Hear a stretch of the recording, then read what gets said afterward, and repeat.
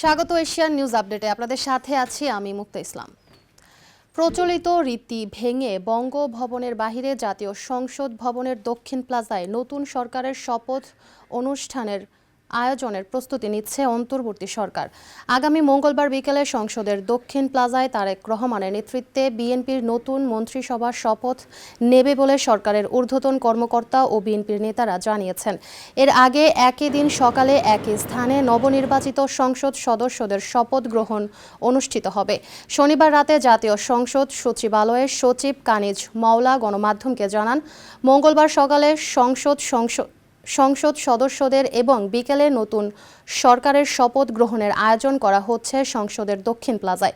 তবে রাষ্ট্রপতি নিজেই শপথ পাঠ করাবেন কিনা এ বিষয়ে তিনি মন্তব্য করতে রাজি হননি। বিএনপি চেয়ারম্যান তারেক রহমানের নেতৃত্বে গঠিত এই মন্ত্রিসভার শপথ অনুষ্ঠানে অংশ নিতে চীন, ভারত, পাকিস্তান সহ ১৩ দেশের সরকার প্রধানকে আমন্ত্রণ জানিয়েছেন অন্তর্বর্তী সরকারের প্রধান উপদেষ্টা ডক্টর মোহাম্মদ ইউনূস।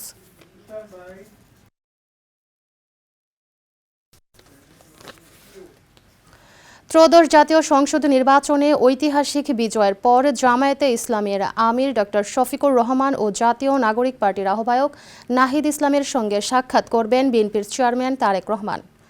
শনিবার রাতে বিএনপির সূত্রে এসব তথ্য জানা গেছে। বিএনপির পক্ষ থেকে তাদের সঙ্গে যোগাযোগ করা হয়েছে।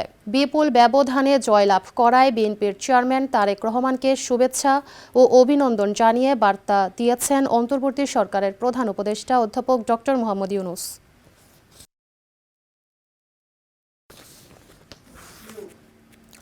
জুলাই গণঅভ্যুত্থানের রাজধানীর রামপুরায় একজনকে আহত ও ২ জনকে হত্যার ঘটনায় ডিএমপির সাবেক কমিশনার হাবিবুর রহমান সহ ৫ আসামির বিরুদ্ধে করা মানবতাবিরোধী অপরাধের মামলায় রায় কবে হবে তা জানা যাবে আজ।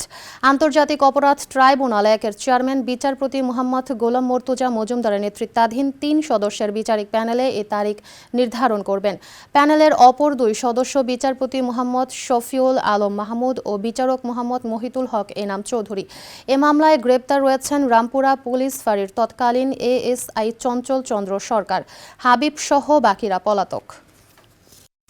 দর্শক, এই ছিল এশিয়ান নিউজ আপডেট। ধন্যবাদ এতক্ষণ সাথে থাকার জন্য।